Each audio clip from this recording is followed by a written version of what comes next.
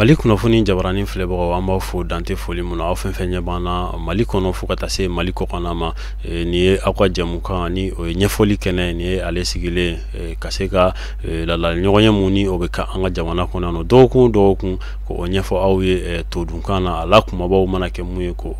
o fɔ aw ye todunkan na aw bɛ se ka faamuyali ko o sɔrɔ la cogo min na arabadon avril kalo tile 26 san 2023 ɲɔgɔn ye kɔni kɛra ɲɛmaya kun bɛ jamana kuntigi bolo ni o ye Asimi Goyita ye ale kɔni ye baaraw k'u nun don jamana fanga ɲɛma ni o ye Dr Joel Kokala Mayiga a kun bɛ kɛnɛ kɔnɔ fo ka taa se minisiri wɛrɛw ma bakuruba saba kɔni sigi kɔni kɛra o kan ni o ye fɔlɔ bɛ tali kɛ gafew la sa ni o ye projet de texte ye fo ka taa se nomination ma ni o ye ka maaw sugandi k'u bila jamana cakɛdabaw la o fana caman kɛra nin dɔgɔkun in kɔnɔna la sa o kɔfɛ laseli fana kɛra ministère de la santé fɛ ni o ye kɛnɛya minisiriso ye ka da minisiri tɔw tulo kan o ye bakuruba saba ye sa conseil des ministres ni o ye lalala ɲɔgɔn ye minnu kɛra a la kumabaw ye o la sa an bɛ don bakuruba fɔlɔ kɔnɔna la minisiriso mun ni o ye ministère de l'administration territoriale ye colonel Abdoulaye Mayiga o ye ale ka minisiriso ye yen kɔni sa a yirala k'a fɔ ko gafew kɔni projet de décret kɔni taara ni o ye gafe ye mun ni a bɛna lawaleya lawaleyali ko ni o bɛ kɛ don n'a nataw la sa walasa jamana décentralisation ko ni o ye mara cɛbɔli koɲɛw ye olu na se ka kɛ sababa ye cogo min na maaw ka se ka lafiya mara hokumu kɔnɔna la cogo min na walasa jamana fantan naani bɛɛ lajɛlen na sa mara bɛ se ka kɛ hɛrɛ ani baden na cogo min na maradenw bɛ se ka lafiya ko o sɔrɔ k'u to u sigiyɔrɔ la cogo min na lalala ɲɔgɔn ye kɔnɔna sa kuma kɛr'o kan nin projet de texte in kɔnɔna la sabula a yirala k'a fɔ ko projet mun ni décret mun ni o kun taara ni o bɛ tali kɛ décentralisation na a kunkankow la sa gɛlɛyamisɛnnin caman bɛ yen nɔ o kɔni yera faamuyaliw yera o kɔnɔna la k'a ye k'a fɔ ko gɛlɛyamisɛnnin caman bɛ o la o de hukumu kɔnɔna la a yɛlɛmali ko olu bɛna boloda walasa ka se ka gɛlɛyamisɛnnin ninnu minnu ni o caman kofɔra ka se ka olu bɔ yen walasa maaw bɛ se ka lafiya cogo min na sabula ni fanga cɛbɔra a ka kan fanga ka cakɛdabaw olu ka gɛrɛ jamanadenw na u na se k'u mamago ɲa cogo min na ka sɔrɔ u ma sira jan ko tagama o de baara wale o sabati tɔ filɛ nin ye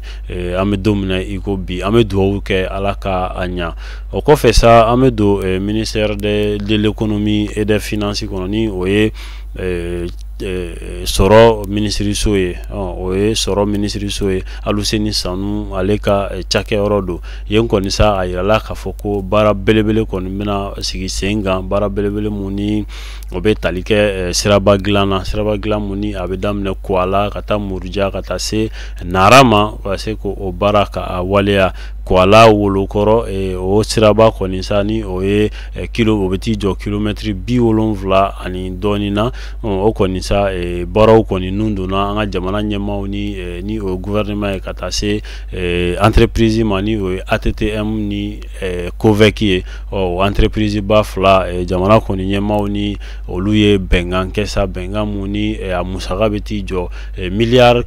4 ani miliyɔn 600 ni kɔ la walasa sirabaw bɛ se ka dilan cogo min na nin yɔrɔ kofɔlen ninnu na k'a daminɛ Kuala ka taa Muruja fo ka taa se Nara ma a fɔlɔ kɔni bɛ kɛ Kuala ka taa se Wolokɔrɔ o ma ni o bɛ t'i jɔ kilomɛtiri 70 ani dɔɔnin na walasa ka taa ka segin ko o nɔgɔya jamanadenw bolo nin yɔrɔ kofɔlen in na sabula a baaraw olu ni a ma ɲɛ k'a fɔ ko gɛlɛyaw donna la walasa baaraw bɛ se ka ɲa cogo min na nin ye o fari o datɔ ye o kɔfɛ sa bakuruba filanan ni o bɛ tali kɛ mesure individuelle la ni o ye ka maaw sugandi k'u bila jamana cakɛda belebelew la sa o ye nomination ye o kɔni kɛra o caman kɔni kɛra an ka jamana kɔnɔna la yan nɔ ministère de l'administration territoriale ni o ye fanga mara cɛbɔli minisiriso ye yen kɔni sa o nomination kɔni caman kɛra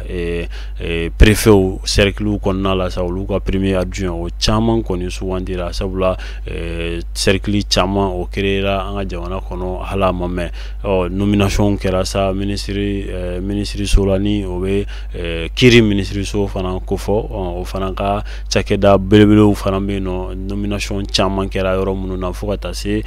sécurité et protection sociale ma lakana ko o bɛ ministre so mun bolo sa nomination kɔni kɛra yen fana fo ka taa se enseignement supérieur kalanko ma ani développement social ni o ye ministère de la santé o ka yɔrɔ ye kɛnɛya ministre so nomination kɛra ministère de la fonction publique la fana ni o ye tali kɛ jamana cakɛyɔrɔ ni o mɔgɔ ma ɲɛmaa mun bɛ o kow bɛɛ lajɛlen mako ɲɛnabɔ o nomination kɛra o ministre so fana kun kan ministère de la jeunesse et des sports fana nomination kɛra ale fana kun kan a kɛra industrie et du commerce ni o ye jamana usine baw kofɔ yɔrɔ ni commerce ni o ye jago ye o fana bɛ ɲɛnabɔ ministre so mun kɔnɔna la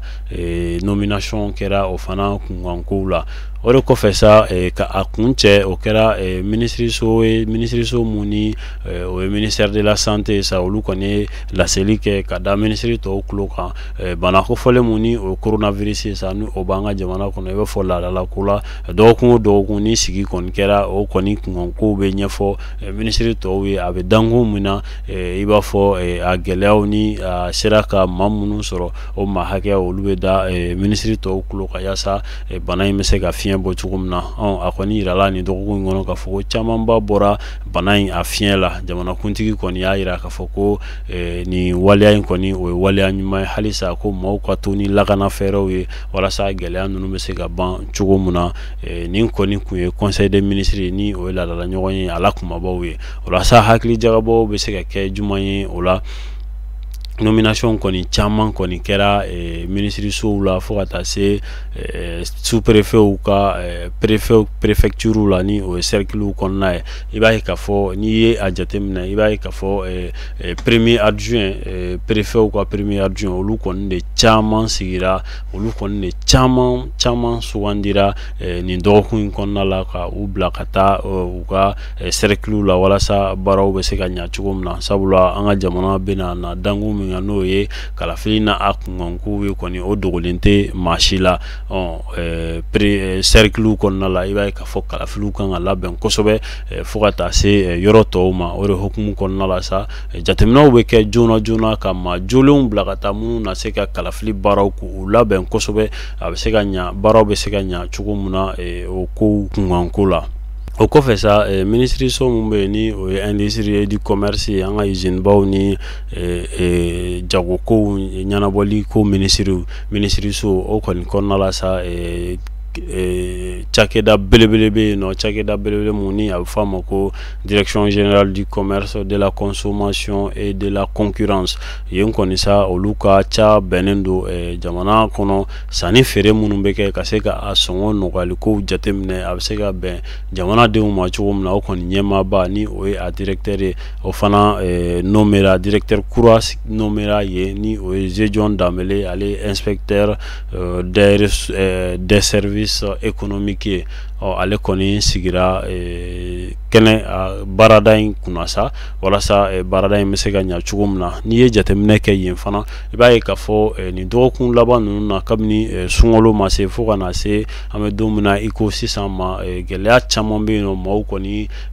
bu u dama kasi k'a fɔ ko da dumuni sɔngɔ ka gɛlɛn kosɛbɛ nin cakɛda mun ni ale ka ca ɲɛsinnen don o sɔngɔw nɔgɔyaliko ma a na kɛ ni o dama kasi caman de kɛra sababu ye sa ka se ka nin directeur kofɔlen ka ale wuli ka na ni makura ye makura min nana sa o de ye Zedjon Dambele kɔrɔlen ale kɔni tagara maa t'a dɔn ni maaw ka damakasi mun kɛra kabini sunkalo ma se ka na kɛ sunkalo kɛra fo ka sunkalo tɛmɛ sɔngɔ fɛnw gɛlɛya bɛ maaw kan fɛnw sɔngɔ ka gɛlɛ halisa maa t'a dɔn ni o de kɛra sababu ye ka ale kɔni ka a wuli nka duwawu de bɛ kɛ sa maakura mun ni o nana n'o ye Zedjon Dambele commerce directeur général du commerce ni ale kero ye wala sa baraka nya bolo aga se ka maw gɛlɛya mun bɛ maaw kan olu ka se ka nɔgɔya cogo min na an bɛ dugawu kɛ ala ka baara ka a ɲa a bolo nin bɛ dan sigi an ka bi ɲɛfɔli kɛnɛ la an bɛ aw bɛɛ lajɛlen fo dan tɛ foli mun na ko aw k'an bɛn dɔgɔkun wɛrɛ a kɛtɔ b'a kan wasalamu.